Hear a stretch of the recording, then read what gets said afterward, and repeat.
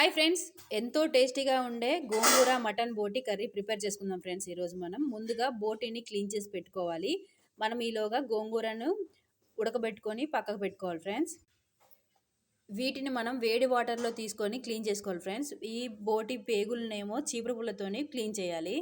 చీపురు పుల్లతో రివర్స్ చేసి అప్పుడు వేడి వాటర్లో వేసుకోవాలి ఫ్రెండ్స్. ఇంత డస్ట్ వచ్చింది ఫ్రెండ్స్. మళ్ళీ దీన్ని ఇంకోసారి ఉడకబెట్టుకొని మళ్ళీ క్లీన్ చేసుకొని 3 సార్లు కడుక్కోవాలి.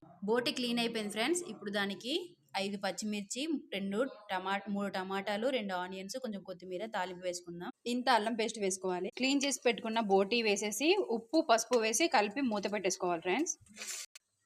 టమాటా ముక్కలు కారం 2 కలిపేయడం వల్ల ముక్కలకి కారం ఉప్పు పసుపు అన్ని బాగా పడతాయి ఫ్రెండ్స్. లోటా వాటర్ వేసుకొని 5 విజిల్స్ వచ్చాక ఆపేయాలి ఫ్రెండ్స్. 6 విజిల్ అయ్యాక ఇప్పుడు గోంగూర ఉడకబెట్టుకున్నాం కదా ఫ్రెండ్స్, అది ఇందులో యాడ్ చేసుకొని ఇంకో 4 విజిల్ పెట్టుకోవాలి. 4 విజిల్ అయ్యాక ధనియా పౌడర్, చిటికెడు గరం మసాలా, స్పైసీ మటన్ బోటి కర్రీ